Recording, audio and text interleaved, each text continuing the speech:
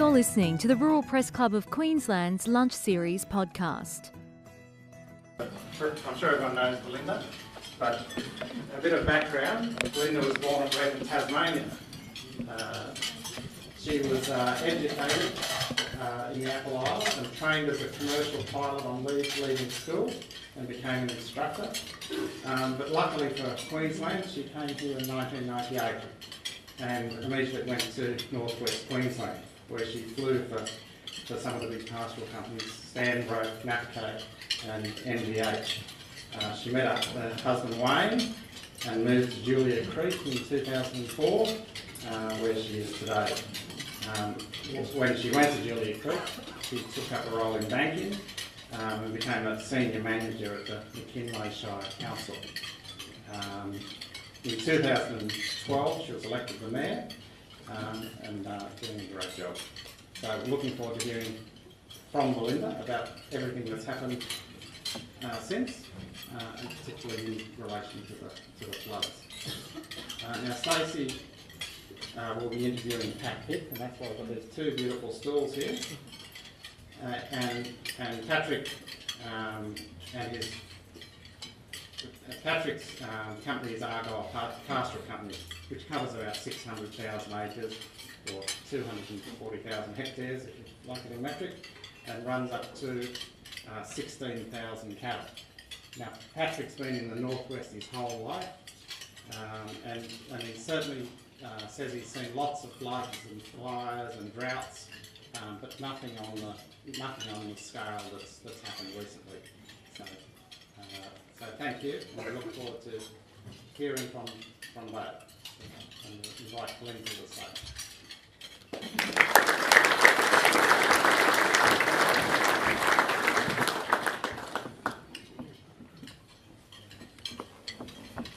Okay, good afternoon everyone.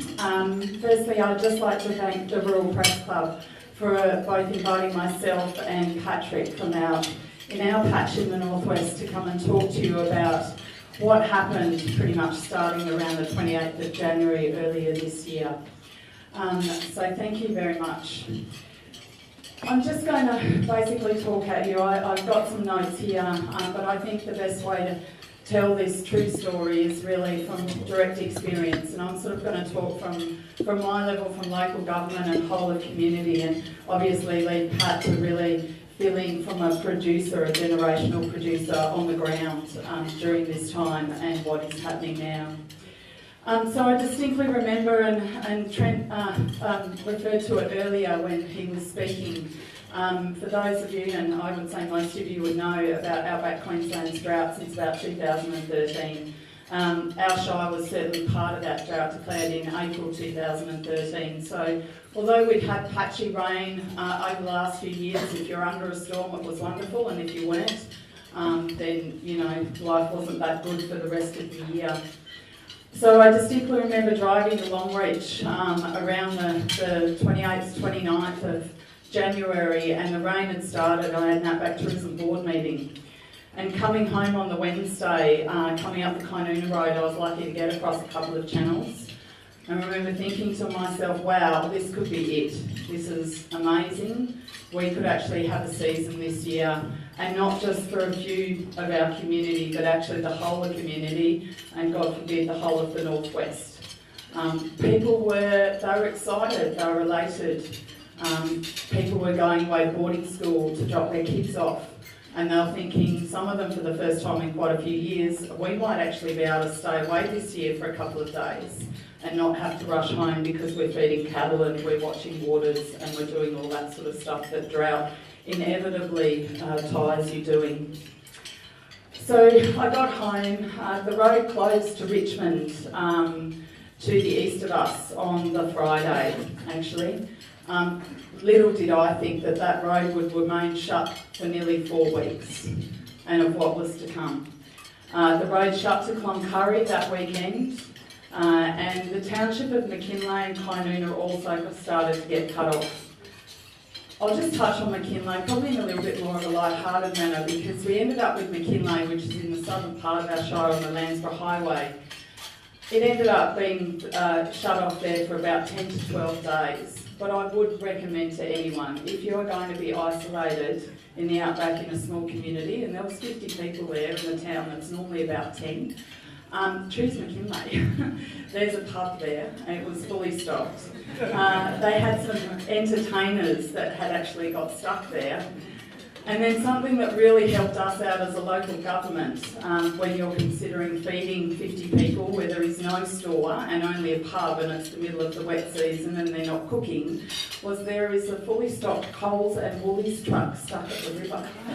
So we were extremely lucky, the people at McKinley, and thank you to Coles and Woolies, who very quickly we managed to get to them at a high level. Those trucks were opened and everything was unloaded, and I'm sure some people still have some good meat in their freezer from that, that was a light-hearted part of the event, but certainly made my and our local disaster management job a lot easier, because we knew through the local police officer down there, Anne, that they were very well looked after. Even though they were stuck, they were very good. So we stood up our local disaster management group on the Sunday. And at that stage, you know, we're used to, when we're not in drought, we're used to wet seasons. We're used to highway shutting, and people on properties are used to being isolated for weeks at a time. This was not new for people in the northwest. This was quite normal, and as I said, quite elating. By the Monday, the 4th of February, things started to get quite serious. We stood up our local disaster management group, and we were starting to look at, as we were getting phone calls from properties, we were starting to look at what general assistance we were going to be needing to do over the next few days. Of course, we were looking at forecasts. We were lucky, our satellite works quite well, but you know, you can't just use the satellite, it can't be used in isolation. It's satellite along with the bonds forecasting, and then it's all the gauges and everything on the ground, and direct communication with people outside the town to really understand what's going on. I remember very vividly, and I don't think I'll forget it, as many people in our shire nor in the northwest will, that Monday night into Tuesday. We actually live in town, we ride on the edge of town, we have cattle trucks, we have a few horses and about 100 acres, and we put those horses up on high ground. We didn't sleep, it was pouring rain, the wind was blowing, and you just had this foreboding feeling, and I was thinking, gosh, if I'm worried about it here, what is happening in the rest of our shire?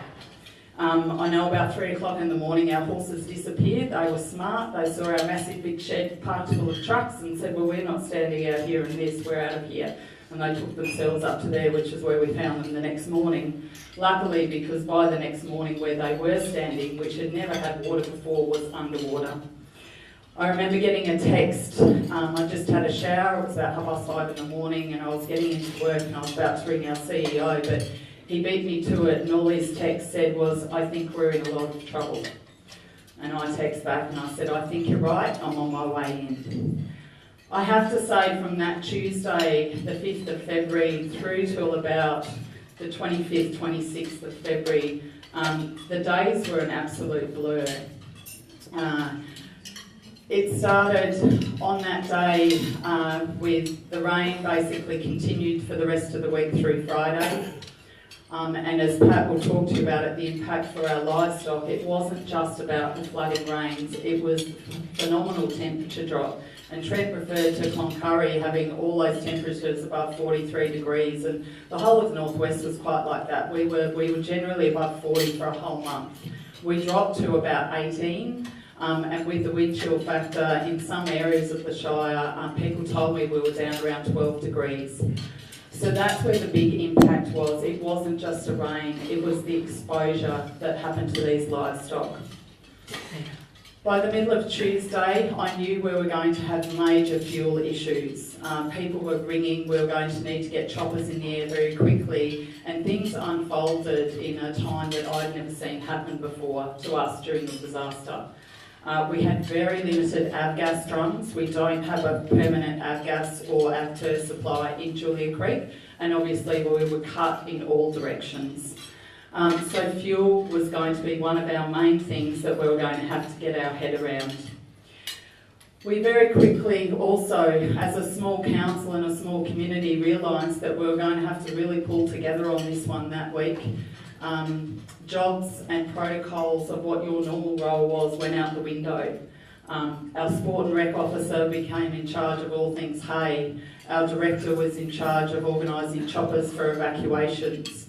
We had swiftwater rescue guys there who, while we're doing swiftwater rescue, were running to our local grocery stores, picking up the supplies to be delivered and taking them out to the choppers at the airport. So things were extremely chaotic. They were very transactional from, hour to hour. I distinctly remember the first evacuation we did. I got a phone call from the McKinley police officer about 6 o'clock in the morning saying there's a couple on a station, they've rung her and they believe they needed to get out. And I actually knew this couple really well, so I rang them directly. And I spoke to the husband there and he said, look, we've now got water in the bedroom, I think we need to go. And I said, I think you do too. So we immediately got a chopper there. It landed on the shed roof on the property. They had to get out of the house and out onto the roof of the shed where the chopper then took them to Cloncurry. If you talk about resilience of people in the outback, and I know that's generally across Australia, I think the thing that sticks with me most when I saw them a couple of weeks later in Cloncurry, and you have to understand these are people who've lost cattle. They had water through their home. And when I saw the wife and she gave me a big hug, and I knew she was going to say it, she said, Belinda, I can't believe they called us an elderly couple on the ABC radio. That was the thing that took her most by surprise and she was most offended about. I assured her it was not my doing. That just goes to show how things work out there. Communication was key during this time. The rain, because it wasn't just isolated over us, all our river systems are connected. So the more rain in Flinders-shire and Richmond-shire, it all comes our way. And then unfortunately it heads straight to the Gulf. So the Gulf ended up with everything that came through us a few days later. So their disaster was quite a number of days behind ours, but still is devastating. So it's interesting when we talk about our communications out there in the bush, and there's been a lot of bad press about Sky Muster, and I've certainly been one of them over the years, and how it's delivered on property. But I have to say that when the Telstra phones were out, Facebook Messenger was a way that we kept in contact with people on property, which was really critical for us, especially when we were trying to call people to say, look, I know you've lived there all your life, I know your parents live there, but I'm telling you that 3 stations away, the water is higher than in 1974. So we need you to keep a close eye on this, and we really need you to keep a watching brief. We can't come and get you at 6 o'clock at night. You need to ring us earlier if we have to evacuate you. So there were people that we evacuated in the northern part of our shire over that first weekend that I never thought, nor did they ever think, would ever be evacuated. I think the first time I sort of got out of our disaster management centre on that Wednesday while it was still raining, I jumped in a chopper. I'm fairly comfortable flying, so it was still raining, and we tried to get down to Toorak Station just south of Julia Creek. And what I saw then, and we got to Toorak Station, we landed in the rain, we dropped some stuff off, and then we decided we weren't going to get any further, let's head straight home. We went back, stopping and landing on the way because we had to with the rain and the blades. The cattle I could already see strewn across the paddocks was already starting to show possibly what might come, but I had no idea how devastating and how bad it was going to be. So basically the sun came out on Friday, and I suppose what I'd like to talk about now is a couple of different areas. The role of the Army and the Defence Force. So by Friday, the Defence Force had hit Julia Creek, Cloncurry and Richmond. For us, it was an absolute godsend, and we could not have achieved the evacuations, the resupplies, nor have saved the cattle that were saved without the Defence Force assistance. There was one point there, and I was the ultimate decision maker as the mayor, where we had 60 litres of fuel left in Julia Creek. We were still evacuating people, and I was having choppers ringing council saying they wanted to land at Julia Creek and fuel up. Property owners wanted to check their cattle, they wanted to know what was going on. And ultimately I had to say, no, I can't. You can't do it. As soon as our fuel supply drops from Defence, and I know it's on the ground, and I know we have 5,000 litres, you can come back and take all you need, but it had to be people first, then livestock. And those decisions were transactional, but very, very hard, because I knew what people were going through. So it was quite difficult. The Army not only did the fuel resupply then for a well on 7 days, they also assisted us moving forward into a carcass disposal strategic plan. So that was when we understood the size of the devastation and the reality of what was out. And I'm not just talking in paddocks, I mean northwest corners of paddocks, I'm talking on our roads, on our highways, people not even being able to get down a road, not because of the water, but because cattle were piled so high on grids they just simply couldn't get past. So that carcass disposal plan developed by the Army, who brought a whole team into our council office, and I never thought I'd see, Defence Force personnel, almost more than our admin staff on the ground in our office, but it was critical. The other thing that I want to comment on the Defence Force was that they were an amazing group of human beings. They were so emotionally connected to what was happening. They were so pleased to be able to help. They went to our local school whenever they had time off. They went to our local kindergarten. They were worried about our kids and how this was impacting them. And I just think that was phenomenal and really, really important. Our mustering chopper pilots out there from Cloncurry through to the coast and into the Gulf, I mean, these guys and girls, this is what they do. But normally they're taking cattle, they're managing cattle quietly into yards, for good reasons, not for bad. They were at the cold face of what happened out there. I remember seeing a number of them nightly, because we just had dinner at the council office every night available for everyone who just kept working through. They were very tired. It was probably one of the most difficult jobs that had to be achieved during that time. And I can't believe the role that they played. If I talk about moving on then from the Friday after the Army drops started happening, we also had our first government visit. And I'm going to preface all my comments on government. I know there's a federal election, but I also treat myself as a mayor that I don't like people to know the way I vote. I'm there to work with whatever government and whoever needs us for the betterment of our community. But I have to say what I need to say about what role government played out there. So on Friday we had Minister Reynolds come and actually hit the ground firsthand, meet with myself, and I thank Patrick Hick, because he'd only just got home and seen what was happening to his place, and I dragged him and his wife in to meet Minister Reynolds, because they were one of the few producers I could get in quickly to really rawly say what was happening, so that there could be a very good and very quick understanding that this needs absolute attention. It was the first time I went out in the chopper with Minister Reynolds, and we went north, and although I'd been constantly talking and part of what had been happening, I certainly wasn't prepared for what I'd see in the northwest corners of paddocks. I wasn't prepared for the vision or the smell, even in a chopper hovering above them. So about the vision I had, and it was a property 30k north of Juliet Creek, was about 600 head in a northwest corner. That was replicated not just in our shire, but Richmond, Cloncurry, parts of Hughenden, Winton. It's the exposure and the wind that drove them to do that. Unbelievably difficult to see, so imagine what it's like for our producers to wake up and deal with on a daily basis. On Saturday we had a visit, the first of many from Minister Ferner, from the State Agricultural Minister. We went to the same place in the chopper because I needed to show him and I needed to be able to do it quickly.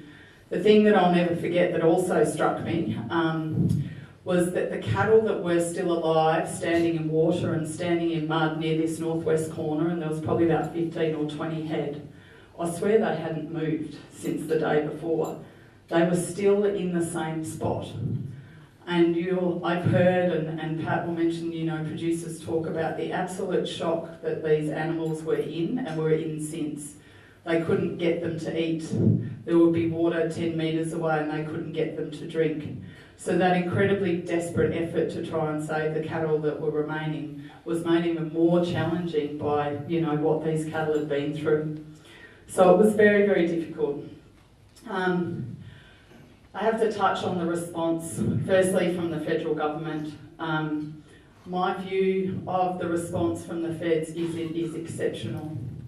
From the day that Minister Reynolds came, we then had a few teleconferences with the Prime Minister Scott Morrison and his direct ministers and team, not just myself but all the other mayors involved out there. By the 15th he came to Cloncurry Shire and he also came to our shire. When he came to our shire, we had him meet with business. It was really important for him to understand the connection of these shires, that, producers were absolutely decimated, but the flow onto our towns and our communities happened almost immediately. It doesn't take time like it can tend to do in the city where you've got 300,000-400,000 people. These are small towns, and those businesses got impacted within the first week quite dramatically. What we then had the Prime Minister do was address 200 of our producers in a room by themselves with no media. We worked hard for that, but I absolutely knew that's what had to happen. He had to hear from our producers and exactly what they were going through, as raw as it was. So it was an absolute testimony and credit to the producers that we have in the Northwest. They organised themselves. They came up with 3 key things, and they spoke very clearly and succinctly, and they said to the Prime Minister, we need you to do 3 things for us. We need you to help us bury the dead, number 1. We have to do this, not just for these cattle and for the health, but for our mental health. We need this to happen. Number 2, we need you to help rebuild the infrastructure. Our fences, our yards, our water infrastructure, we need to get this up and going. Number 3, we need to restock our paddocks. We need to get going again, and we need the industry to get going again. The Prime Minister then got up and spoke to 200 producers in our community, and he actually promised a couple of things. He promised he would come back in about 6 months, regardless of the federal election. He also promised a reconstruction package on that day in Julia Creek.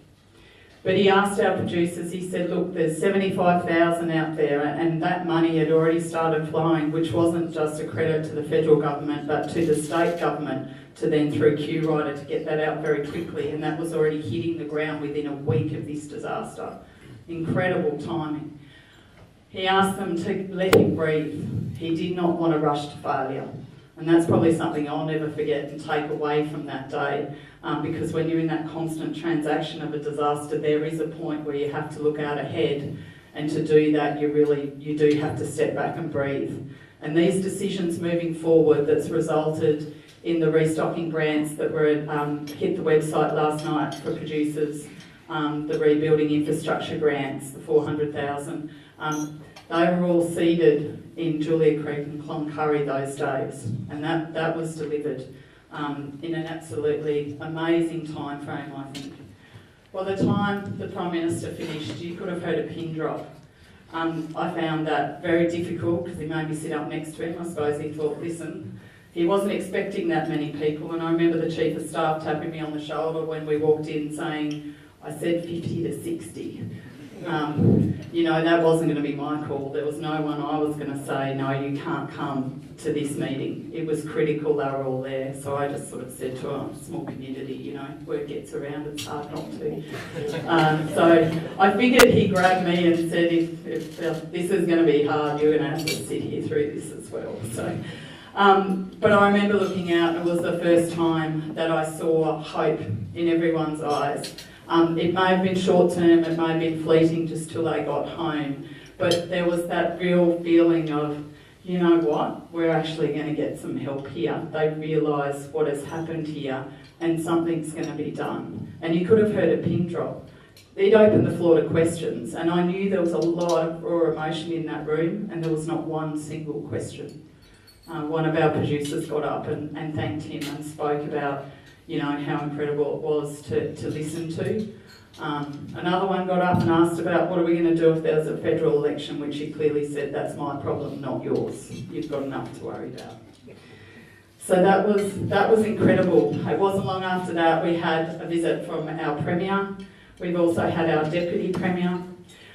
And I think sometimes when we talk about government and we focus on ministers and Prime Ministers and Premiers, and they do an incredible job, regardless of, press and all that sort of stuff.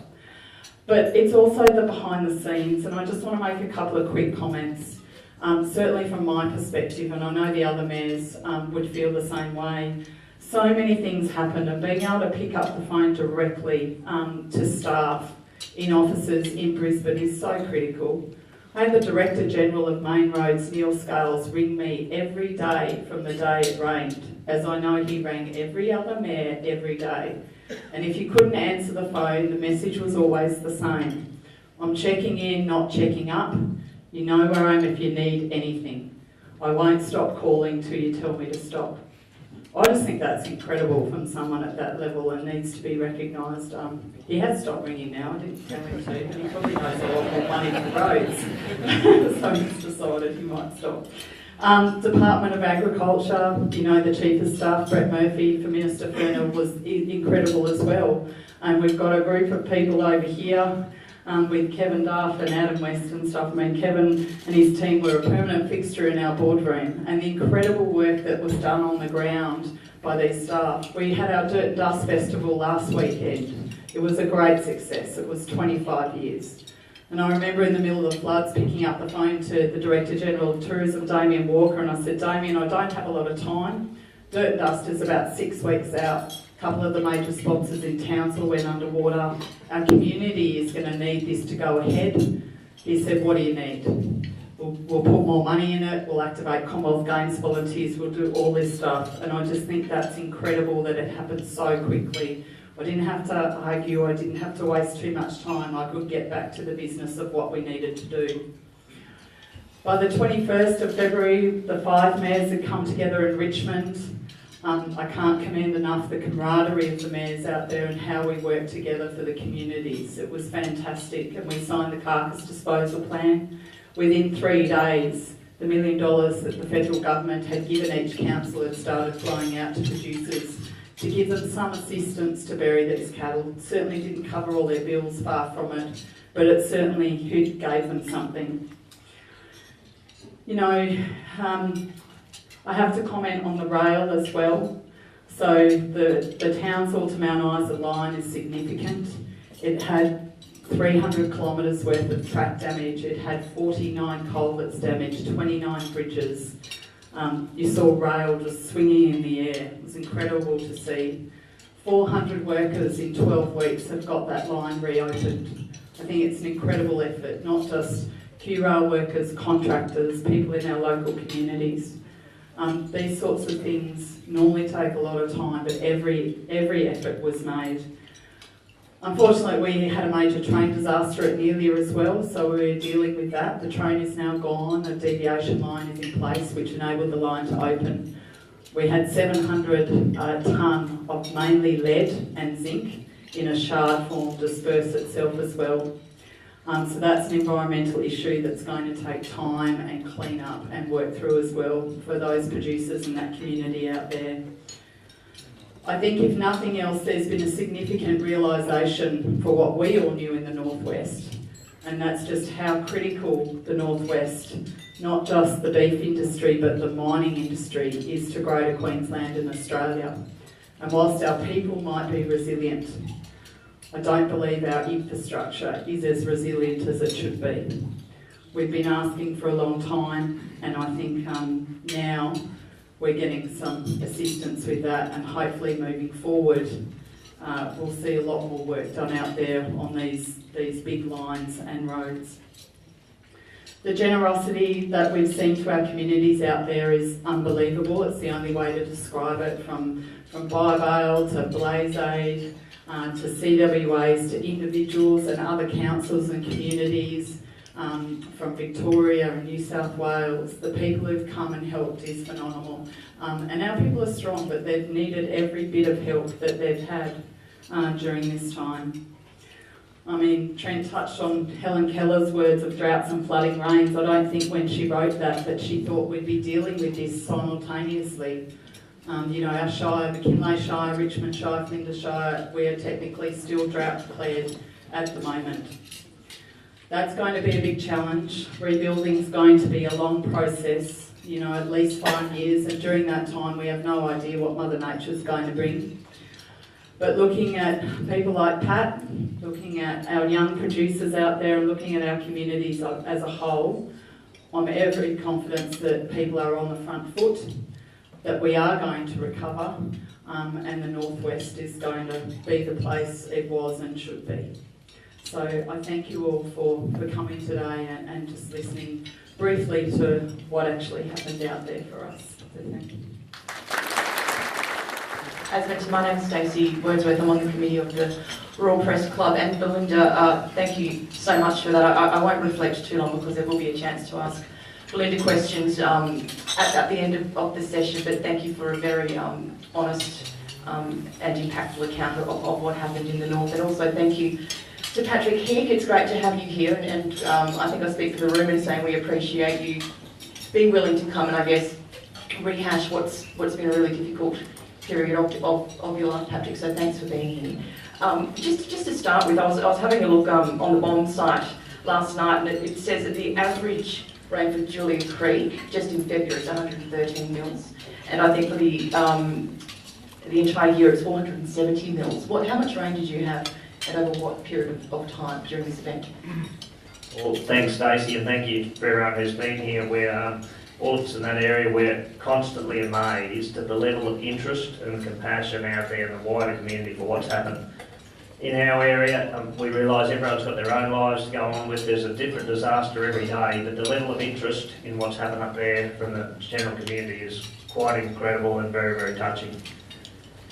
Look, the amount of rainfall we had in that I think 11-day period was around about that 28 inches. When I say around about, the reality is, so I think that's about 600 and it's nearly 700 mil, something like that. The reality is, by the end of it, we'd stopped counting because it had stopped mattering. We normally count every last point of rain, but it stopped mattering. And Pat, you actually weren't home when this was happening. You're one of the people that Belinda referred to earlier. You're away, you were putting your kids back into boarding school. So I'm assuming after 6 years of drought, you're getting reports from home saying it's raining and you're thinking this is a good thing. Oh, absolutely. The first reports came in of rain and we thought, how good is this? We'll put the kids into school. We'll stay a few days. Our plan had been to go home immediately and start mustering so we could start to sell cattle off. We were very, very dry. Selling cattle, as all of you involved in this industry know, it doesn't happen overnight. You've got to start putting cattle together. So no, we were really thrilled to hear we're getting rain, but it went on, and there was a real 24-hour period because I was talking to obviously our staff at home in Argyle and also neighbours every day. There was a real 24-hour period where you could tell that people knew they'd had enough rain, but because no one wanted to say it. They knew they'd had enough rain, but no one quite wanted to say it needs to stop. And then the next day, 24 hours later, they were saying it's got to stop. So you realise things are turning at home, and they need to get home, don't you? Because you're in Toowoomba at this point in time. So what was the journey, and what did you see along the way? Look, I knew it had to stop, and then and obviously I wanted to get home, but it wasn't flying weather. You couldn't get in, so I made my home as best I could. Stayed in Longreach for a little bit till I could get in. But I was being kept pretty up to speed by staff at home, and I had one young woman who's worked for us for a while, Jane Pickett, and she was beetling around the helicopter doing bits and pieces, and she was telling me what she was seeing, so I knew what was going on. Flying, I think you flew from Longreach back home. Flying in, what did it look like from the air? I remember flying from Longreach, heading back up, and I wasn't far north of Winton, and I could see this great inland sea. Now, I've flown over that country often enough in the wet seasons, I've seen a few floods in that country. I was there in '09. It was a pretty big flood, but I'd never seen this inland sea before. It was that was Alex Creek water backed up and Flinders River water backed up, and I knew then this. I thought I've never seen anything like this before. And then as I got closer and dropped down lower to start inspecting some of our properties on the way in, I could see the scale of the livestock loss. I was prepared for it because I've been talking to Jane and I've been talking to helicopter pilots, and then the fact the helicopter company we use, the owner of it rang me one night and said, look, I'm going to put the pilot on today who was there at Argyle, and I've told him, don't sugarcoat it, you've got to tell Pat exactly what you saw, which he did. And so I knew that we had big livestock losses, but I still wasn't prepared for the scale of it and how much country it covered. And I remember dropping down over Huddersfield, one of our properties, and turning over a corner to run back down another fence. And the corner I turned over was one of the northwest corners we're talking about, and there would have been 400 dead weaners piled up in an area you could have thrown a decent sized tarp over. They piled up nearly as high as the fence. They just huddled together and just like a soccer crush just went down and died. And I knew then that I'd never seen anything like this. I've seen floods before. I've seen cattle die in the mud, and it's an ugly, ugly thing to watch it, but I've never seen it like this. I guess, you know, you come in, you've seen that, you land, you're home. How do you know what to do first? What do you do first? How do you start to respond to what you know's out there? When we first got home and we landed at Chili Creek and then got a helicopter out to Argyle, and obviously we fly over again, we see some more of the devastation as we go out. The other thing that struck us actually when we got in the helicopter and flew out to Argyle, just as we're lower obviously, is that how decimated the wildlife, or in particular the kangaroo population. They were just wiped out to a one. There wasn't a kangaroo left. You just see dead kangaroos everywhere. So when we got home, really, to be quite honest, there wasn't much you could do. It had all happened. Cattle were dead. We were in a helicopter every day for about a week, shuffling survivors around, as Belinda says, trying to get them on the feed and water, but the damage was done. There wasn't a lot you could do. It was about survivors, and really many of the cattle kept dying for about a fortnight or more afterwards. Many of the survivors that when I first got home were alive, they still died anyway. Pneumonia, all sorts of things killed them. So what's, for you personally at that point, with all of this happening, how are you dealing with this? Are you getting out there and starting to address things, or what are you doing to try and get through what's going on? Look, Edwina and I talked about it, and we were obviously devastated. We knew we had a reasonable feeling for the stock losses we suffered, and then once we got home and flew around ourselves personally, we could start to put a reasonable number on it. I guess we put an estimation of 6,000 head of our own stock losses, and we nearly finished mustering, and we won't be too far out. We're fairly close to the mark. So we were gutted. We were grief-stricken. A lot of it was grief and horror at the way the cattle had died. And I often say to people that even though it's not logical, I actually feel shame that those cattle died on my watch. I know there's nothing I can do about it, but that's the way I feel, is shame about it. Takes a little while to get over that. Longer than we thought, you know. I said to Edwina when the reality of it was first hitting, and we were getting reports back from helicopter pilots of just what sort of losses we were getting, and obviously we were both quite upset, and my wife Edwina was very upset. And I said to Edwina, okay, we'll just cry it out tonight, and then tomorrow we get up in the morning and we start again, new day start, but cry it out tonight and get over it. But it was too early. It actually took us a while to get over it. You mentioned, we had a chat prior to today obviously, and Patrick, you mentioned that you actually tried to shield Edwina from some of that as well. Yeah, that's right, and Edwina noticed any time we went flying, and obviously we were flying quite a bit in the early period because that was the only way we could get around. I knew where the worst spots on Argyle in particular were, where the cattle piled up in their hundreds and corners. Anytime we flew somewhere, I'd do big do tours, I'd go wherever I had to, so that we didn't go over those spots, and Edwina said to me one day, wanted to dry out enough that we could get around in a motor car a bit.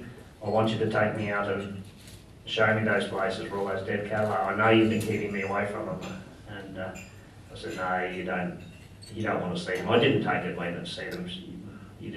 No one needed to see it. She'd seen enough, just generally flying around, she'd seen enough. I didn't want to take her there.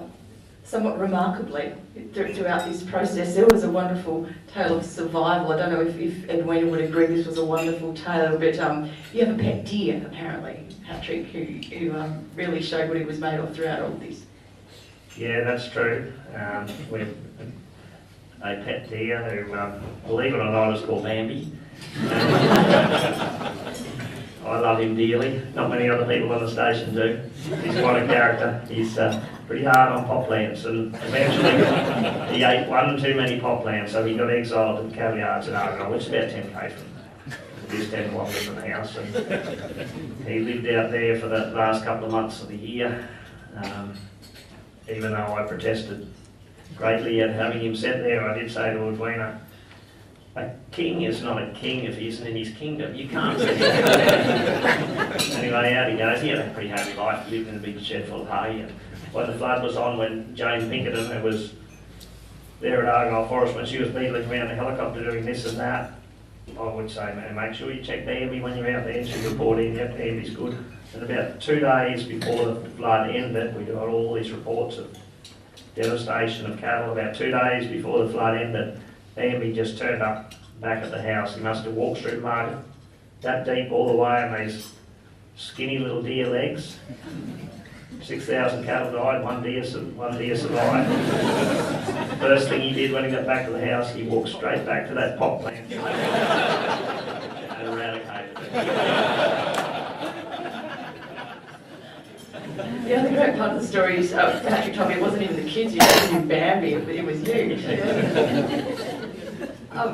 Look, moving away from what happened, in the moment and looking forward from here. I mean, I think AgForce estimated around 10,000 kilometres worth of fencing gone. I imagine there's a proportion of that's yours. What does that clean up look like, and what's that going to involve?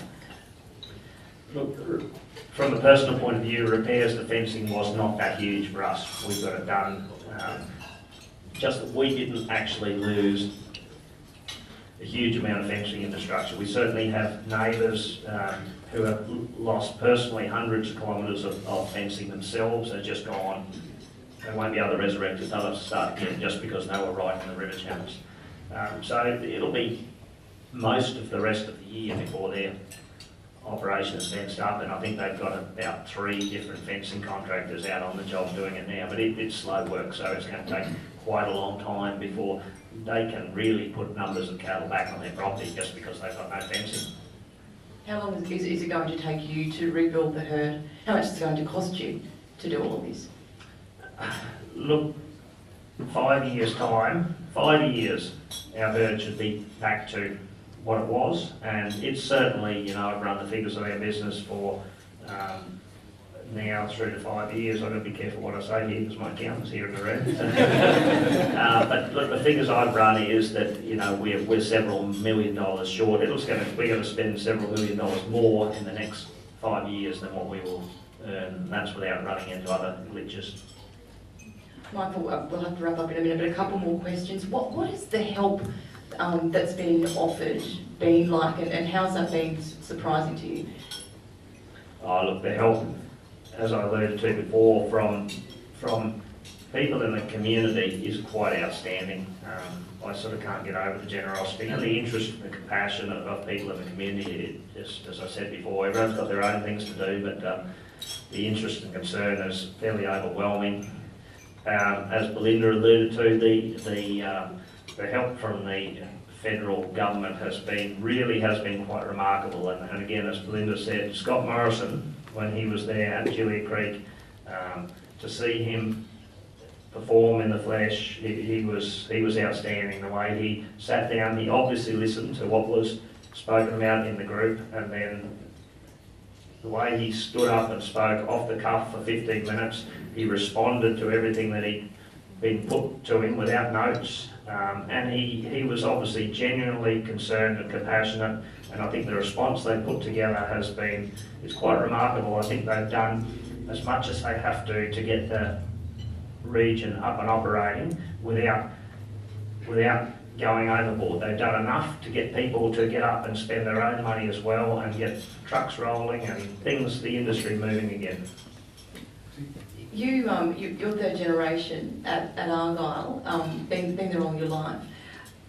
Coming out of this, is there anything, or what would you do differently next time, and what would you do to prepare if there's ever a chance of something like this happening again? Because I'm assuming you thought this would never happen. That is true. As I said, I've seen floods before, and we've had significant stock losses in floods before. It's just the scale of this that was quite different. Look, I've thought about this.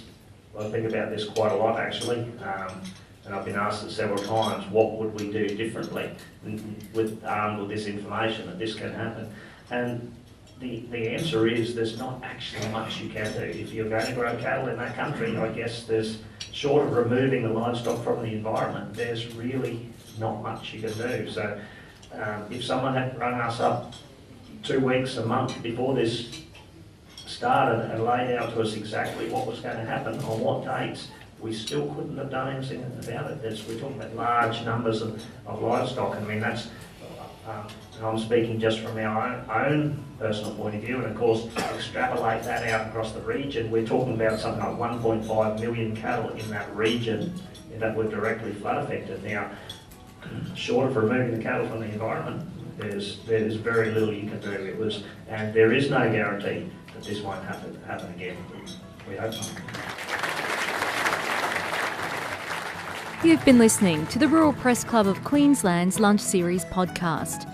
To book a ticket to our next event, visit our website at ruralpressclub.com.au. Music supplied by audionautics.com.